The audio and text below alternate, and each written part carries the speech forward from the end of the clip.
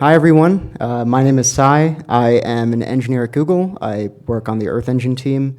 A little bit of background about me. I've been working in the geospatial space for about the last 10 years. I cut my teeth with some friends starting a company called FarmShots, and we built this in 2014 to render Landsat tiles on the web, which was at the time an incredible innovation. So much so that Syngenta acquired that company. And it's crazy to think about that today, because I feel like being able to do that is such basic table stakes that nobody even considers it a challenge. But at the time period, like pre-COG, any kind of cloud-native geospatial discussion, we had done something crazy like set up a Gluster file system in AWS and do all kinds of very clever things to render stuff quickly. But it's really cool for me to see how far the community has progressed. My day job is working on cloud-native geospatial formats in Earth Engine. It's its own special challenge because of kind of the system and how old it is and how difficult it can be to fit kind of new technologies into existing infrastructure. So this talk is really about what we've done, some of the challenges we faced, some of the interesting inputs that we've seen users give us over the years. And yeah, I just wanted to call out that I also chose, Buzz Lightyear, like Lindsay and Deepak. Okay, so I don't have a ton of time. I want to do a really brief primer on what Earth Engine is, for those who aren't familiar. Earth Engine is Google's planetary-scale platform for Earth science data analysis. There are two major components. One is our data catalog, which you may or may not have seen online. It is a several dozen petabyte large open data catalog. It's all accessible in Earth Engine through our Compute API. And for most users, the entry point for the Compute API is our code editor, which is free for non-commercial usage. Anybody can sign up and use it. And there are paid options for commercial usage. The code editor allows you to construct expressions and do analysis against the entire data catalog. So that's an example of some harmonic modeling on Landsat. So why would anyone want to use Earth Engine? Well, one, it's free and easy to get started with if you're interested in exploring a large data archive without a whole lot of setup. But generally, from our perspective, the purpose of the platform is to be effortless. We don't want our users to worry about spinning up clusters. We don't want them to worry about caching, cross data center reads, all of the complex infrastructure stuff that I spend all my time on. I don't want anybody else to spend their time on that. It sucks. And kind of in return, we offer this hosted data catalog with super performant filtering, mosaic operations. We offer trivial visualization, script sharing, Python interfaces, user asset uploads, and interactive compute. So both like in the code editor, visualizing stuff, doing computations live, and then also this long-running batch system so you can run exports elsewhere. Okay, that's all I was going to say about Earth Engine. So I want to do a really brief primer about COG, because this talk is about kind of our experience with COGs. But not too much detail. COG is a GeoTIFF, but it's optimized for the cloud. What does that mean? A COG contains metadata internally, and all the cloud optimized part means is that the header, all of the metadata that we need to georeference the raster and to locate tiles is placed at the beginning of the file. That means that a cloud reader can just range read the beginning of the file, get the georeference and tile locations, and then you can just find tiles as you need them by doing range read requests into that big blob on the right. So why do we want to support it in Earth Engine? We are very keen on embracing modern geospatial open source workflows. We want to keep up with the trends. And obviously, more and more providers are using cloud-native geospatial. More and more users are using it. And also, there's a lot of users who want to bring their data into Earth Engine. Traditionally the way that this has been done is for users to ingest their data into Earth Engine, which is a slow and laborious process. And so we want to be able to allow users to just reference their stuff off of cloud storage without kind of bringing it into our platform.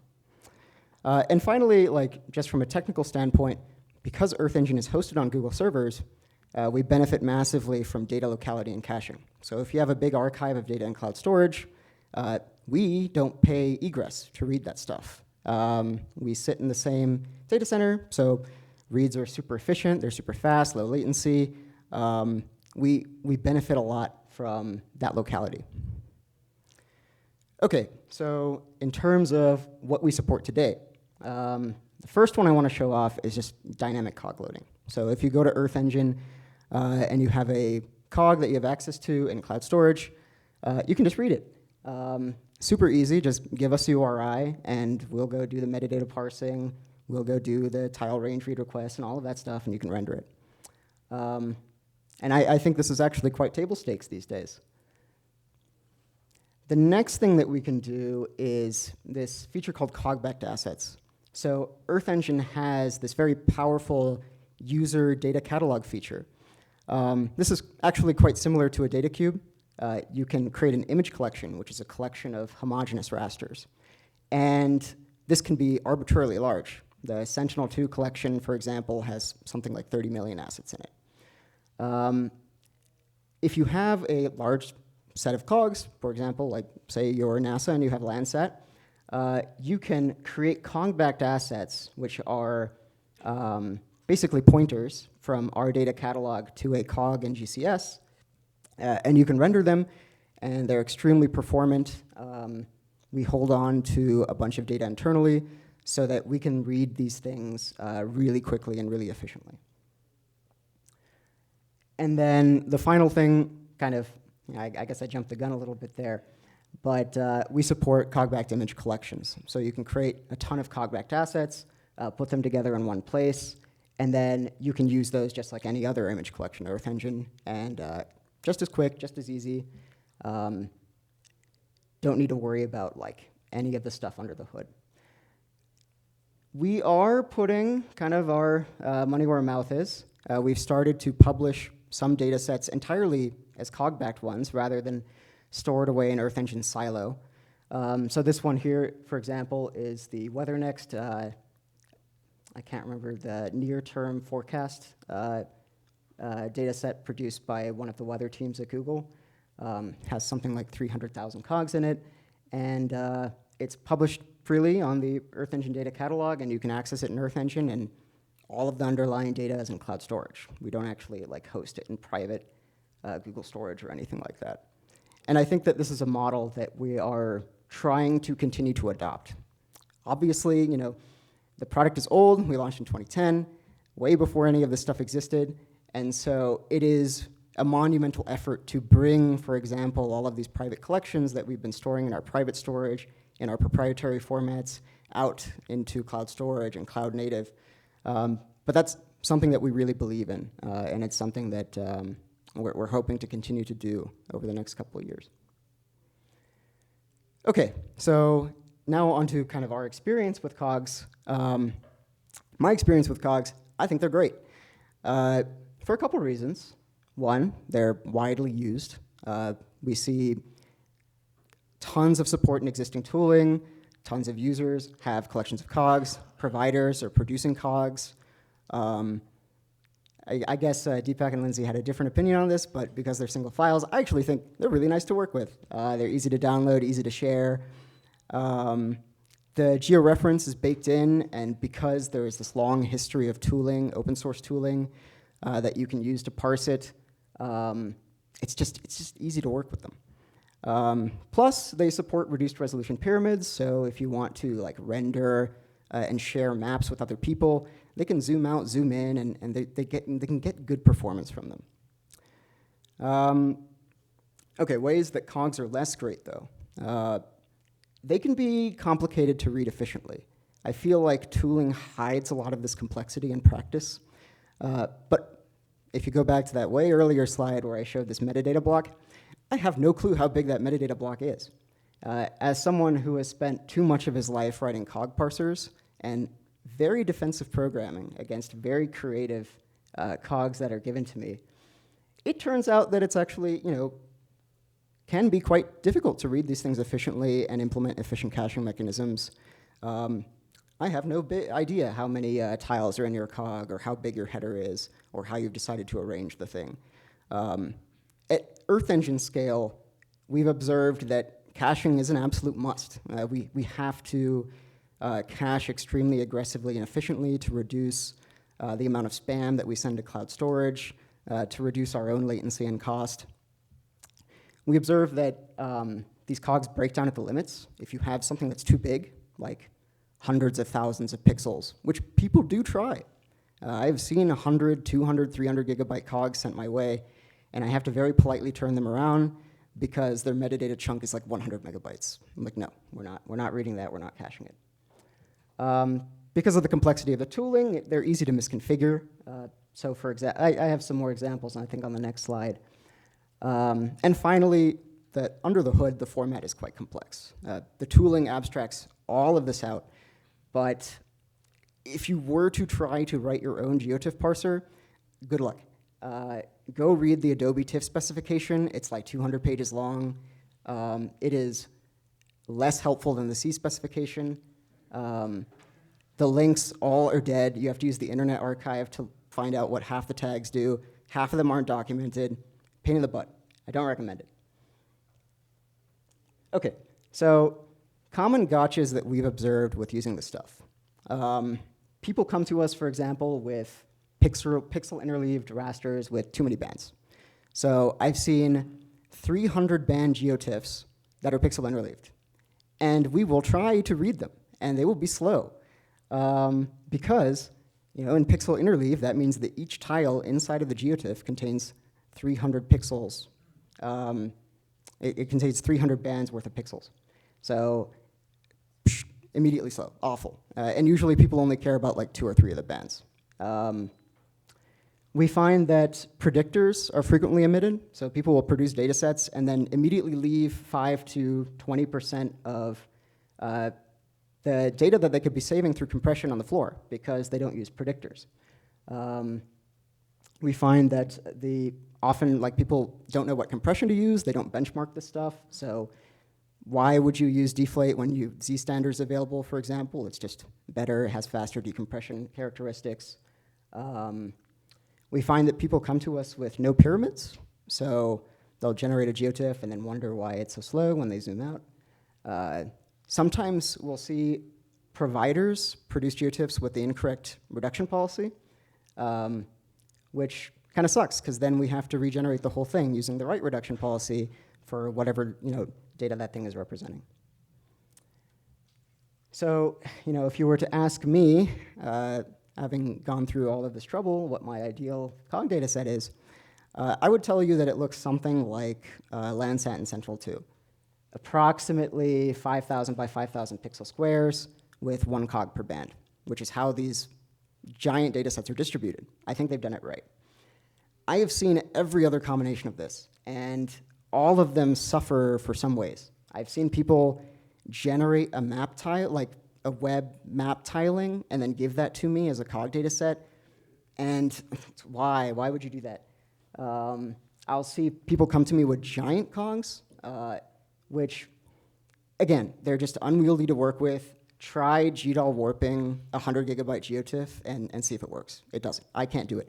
My workstation has something like 200, like 2 terabytes of RAM and 200 logical cores. I can't do it. Yeah. Okay, and then kind of what's next for us with Earth Engine. We've done this work with COG.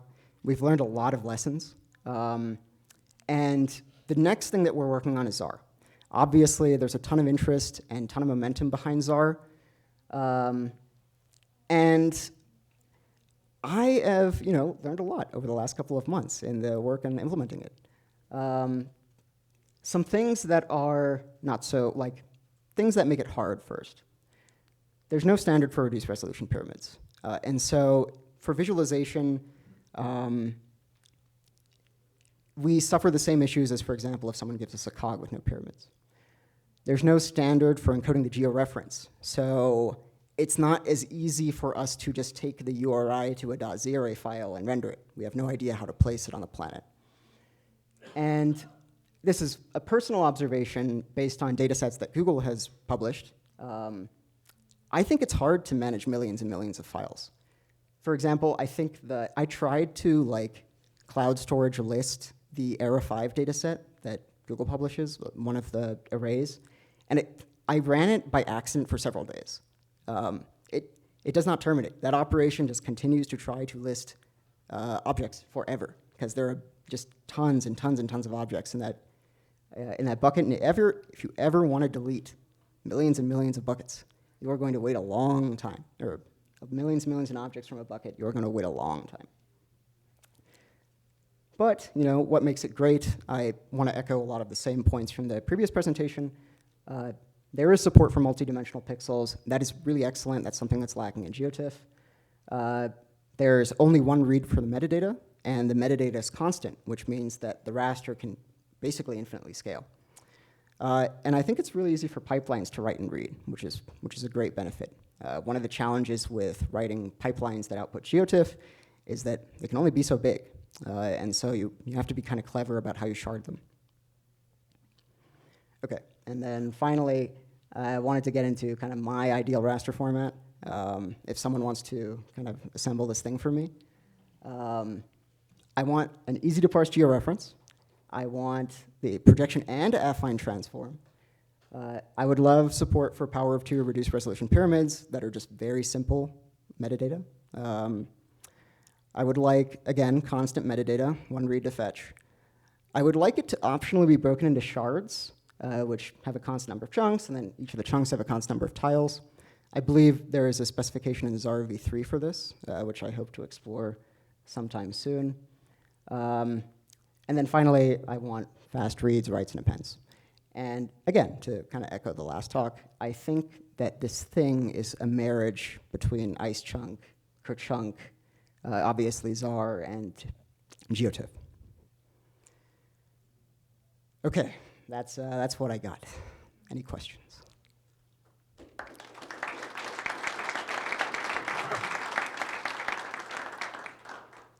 Do you want to walk over there?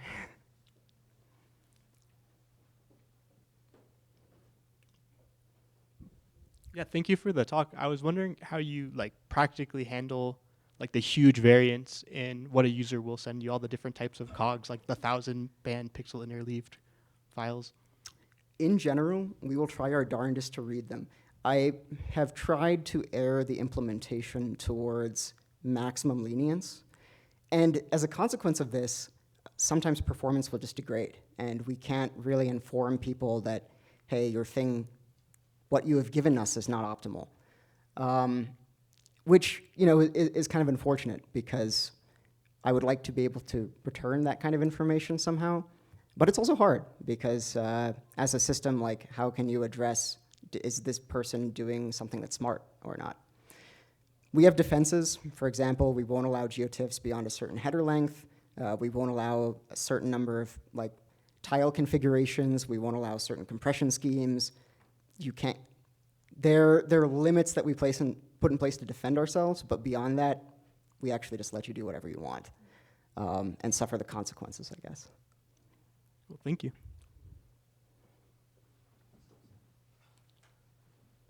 I beat you. All right. I have a question I have comments that are going to masquerade as a question at first. Okay.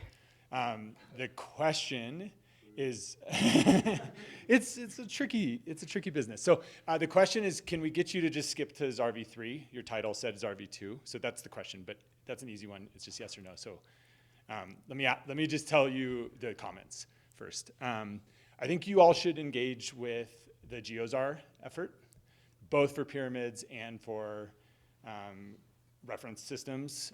I think that your application could help drive that to the finish line, and you're in a great position to do that. So please, please, please go there and state what you need to make that useful. And then I'll just let you answer my question. Can we just, because you can get sharding and a bunch of other, multi-language support. I don't want you to go write petabytes of Zarr v2 if you don't have to. For sure. To skip to your second question first, I'm aware of the GeoZarr meetup. I've been attending their meetings for the last couple of months, and they're doing really great work, and I'm really excited about it. So I'm not slacking. For the first question, can we skip to Zarr v3? Unfortunately, no. The problem is we've already written petabytes and petabytes of Zarr v2. Google already publishes several petabytes worth of climate data sets that are all written in Zarr v2, and I would look very dumb and have egg on my face if I can't support what we already write. So we're going to start there, and then I think the good news is that all of the lessons that we'll have learned from supporting 2 should translate somewhat easily into 3, and so hopefully the effort is not as large. I do want to support it, though. So I've been supporting the Open Data Cube for quite a long time, and we consume public data, and I've never interacted with Google Earth Engine data because you kind of need to go into the walled garden in order to use it. I'm not complaining about it. It's really valuable. Lots of people use it. It's great. Is there any consideration, I guess, in Google Earth Engine for exposing these COG catalogs? And I just want to note also with a comment, Joe, that Stack has projection information and affine transform in there, which is really useful for, yes. for data cube related applications as well. Yes, you're right. I can't speak too much about my employer, so let's say that these comments are my comments and not Google's comments. I think the answer to your question is yes. Like there is a real deep, long-held interest in taking like what we have traditionally called these open data sets, because this is a free platform and you can access them, but obviously siloed, and getting them into cloud storage. The reason why this has been so challenging is because the catalog came first. And it is a non-trivial effort to re-encode and republish dozens of petabytes of data and then push it all in the cloud. It's complicated not just from a technical standpoint, also from a political standpoint. I want to say that we are trying, right? I think that the newest data sets that are coming out, more and more of them are entirely backed by COGs in cloud storage. The weather community at Google is publishing their data sets in cloud storage as Zarr. And I think that we're going to continue to see this, and I think, this is my opinion, not Google's, but I think that you'll start to see some of the data catalog come out into cloud storage as well as the years go on. I definitely care a lot about it. So. Do you have an opinion about whether or not a COG must have overviews? Actually, there's a reason why we don't require them, and it turns out that for some applications, you simply don't need them. For example, there is an API at Google which has extremely high resolution rasters that cover entire UTM zones, and you click on a point and it returns information about that point. You don't need overviews because they don't actually interact with higher resolution. They don't need to zoom out and view that map at a lower resolution or anything like that. So they don't need them, and you save 30% of your disk space on the order of petabytes. That actually translates into a lot of dollars. So for visualization, yes, yeah. If you want to visualize your COG, you should have overviews. But I think there are actually quite a few applications in which it's useful not to.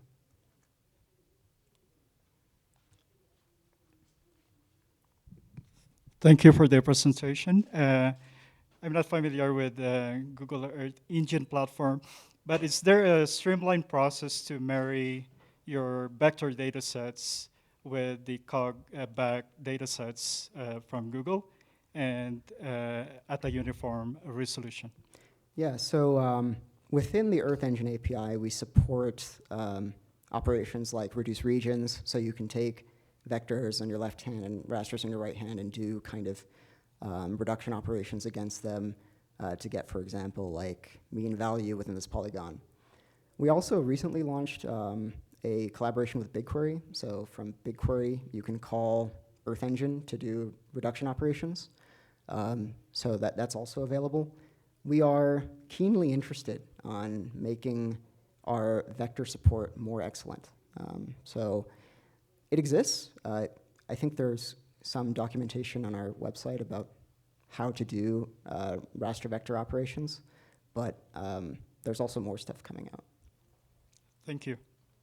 Cool. I maybe ran over my time, but thank you so much.